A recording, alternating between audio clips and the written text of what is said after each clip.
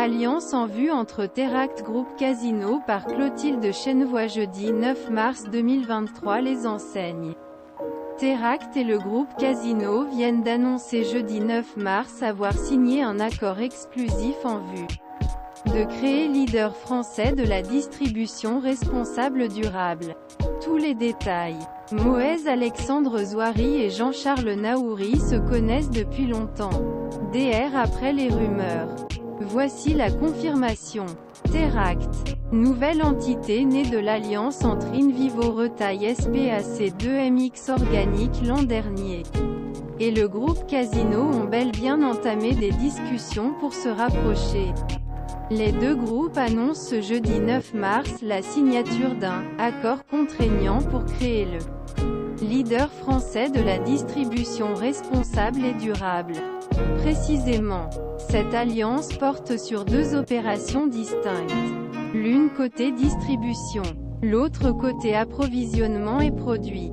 Elle valoriserait les activités mutualisées du groupe Casino et Teract à un poids relatif, respectivement 85% et 15% dans valeur d'entreprise, avant prise en compte la structure bilancielle nouvelle entité.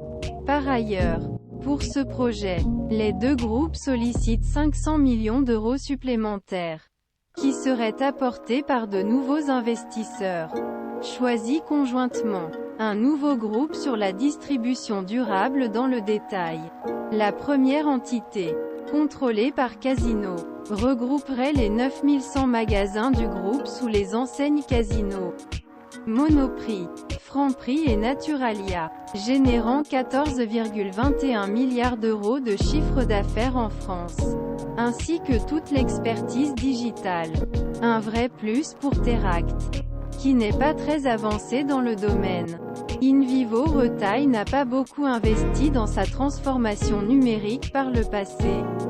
De son côté, le groupe dirigé par Moez Alexandre Zouari, nommé personnalité l'année lors de la 9e nuit du commerce connecté, rassemble un joli réseau jardineries animaleries qui comprend le Jardiland, Gamme Vert, Delbar, Jardinerie du Terroir et Noah. Ce dernier a réalisé un chiffre d'affaires de 314,4 millions d'euros au premier semestre 2022 à 2023. Il y a aussi un pôle alimentaire, avec 3 magasins du Grand Marché La Marnière en région parisienne, 7 magasins bio Esperluette Co. et l'enseigne Boulangerie Louise, 3e réseau de boulangeries en France. L'ensemble a généré 21,3 millions d'euros au premier semestre 2022 à 2023.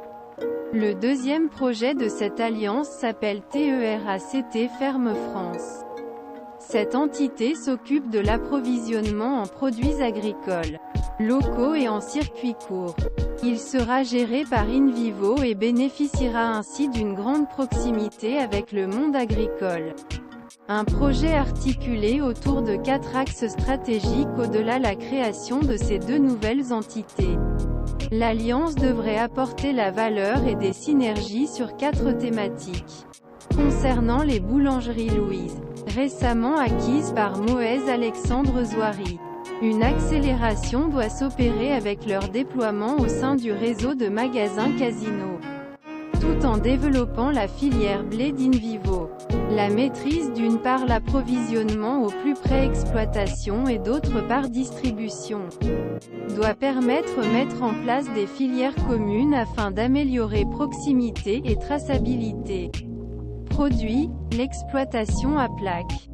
Par ailleurs, deux groupes souhaitent une montée en gamme de l'offre fruits et légumes avec un positionnement axé sur les produits frais, avec un approvisionnement et une logistique de proximité privilégiant circuit court. Il vise également à accompagner filières agricoles françaises dans transition écologique climatique et réduction l'empreinte carbone de toute chaîne du producteur au distributeur grâce à mise en place d'un nouveau modèle agroalimentaire intégré local. Une feuille route très claire. Les deux groupes espèrent finaliser cet accord d'ici la fin du second semestre 2023.